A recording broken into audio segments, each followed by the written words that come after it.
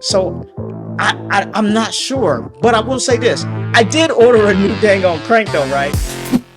What's up? What's going on? Welcome back to the channel and welcome to another episode of Cycle Talk. I'm your host, Mr.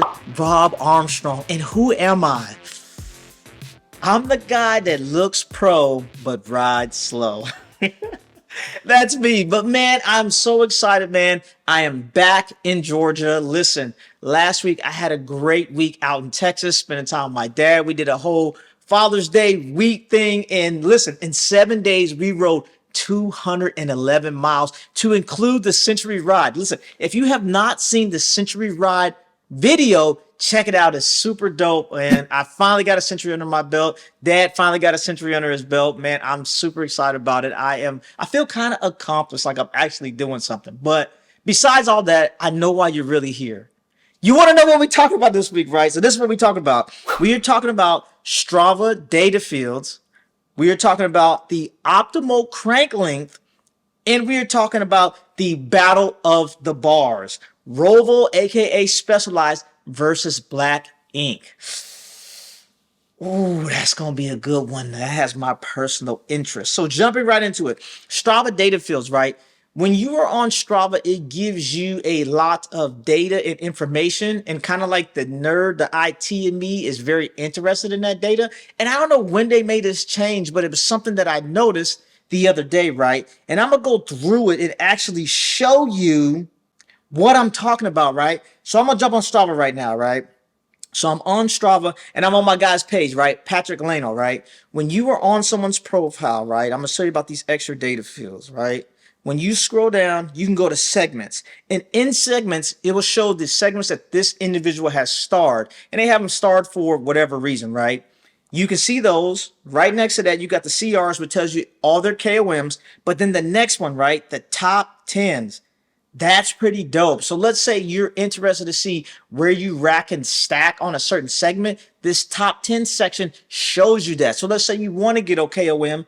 You should probably be looking for where you at on that number 2 on one of those top 10s, because that might be the one that you're close to, right? And like I said, this is when you are viewing it on someone else's profile. So we're going to go to my own profile. So when I go to my profile, like I said, scroll down, go to segments. In segments, it's going to have all these starred segments they have. The next one, it shows you all the KOMs, and this is when you're running your own profile.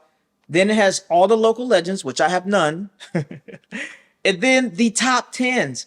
I thought this was so dope that they added this in here. It's just some random additional information. Whether it's useful or not, I think it kind of is, but I'm feeling it, man. It's kind of hype. And I don't know if people know about that. Like I said, I don't know when Strava changed it, but check out those data fields. It'll probably be some interesting information for you, right? Fast forward, crank length, right? So, man, I'm gonna try not to get too long-winded with this. When I first started cycling consistently, I was exclusively riding a TT bike, right? And when I was riding a TT bike, that's all I knew. Fast forward, I was in Texas, then I go to Korea. I get to Korea, no one's riding TT bikes. That's when I get a road bike and I start getting into road biking. But road biking was so different for me because I just didn't understand it. So everything that I knew about bike fit, getting comfortable on the bike, being comfortable on the bike, I took from the TT world and tried to apply it to the road bike world. And those of you that know like bike fit and stuff, it's not the same. It's totally different, right? And I say all this to say this, right? So back then on my road bike, I was running a 165 crank length, right? I was running like a zero offset seat post. My seat was forward, and I think I was on like 120 stem. And I guess I was somewhat comfortable, but not really. So right now I am on a 20 offset seat post, right? And my seat is probably like in the middle of the rails. I'm running a 90 stem and I'm running a 170 crank length. So I'm watching this video on YouTube, right? And I forget what the guy's name is, but I'm always watching his content. He makes some good content and he looks so good on the bike, looks good on the bike, looks smooth on the bike, look comfortable on the bike. And he started talking about his bike fit, right? So from the video, he looks like a pretty tall guy. But one of the things he talks about is like, man, my legs are mad short. And I'm like, okay, mad short, like, give me some more context.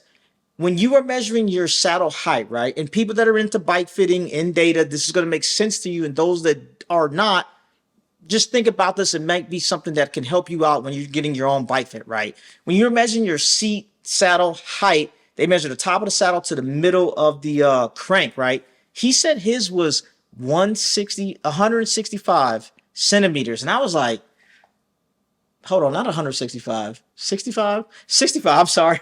He said it was 65 centimeters. I was like, man, that's kind of low, bro, because mine is 70. Mine is 70.5, right? And I'm 5'6", and I have a pretty, I guess, tall saddle height for my actual height. Because I've been to bike fitters before. They say, man, your saddle looks high. But I get on the bike, I start riding. I'm like, oh, okay, it really don't look that bad.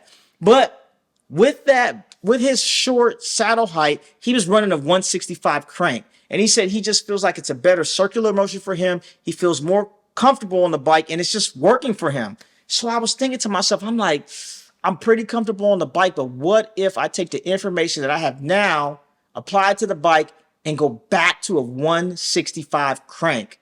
Because on my TT bike, I run a 165 exclusively, and it works. And I've actually thought about going to a 160 crank on my TT bike, but I'm thinking about this 165 on the road bike. You know what I'm saying? And my question to you is like, what do you think the optimal crank length is, or what crank length do you run?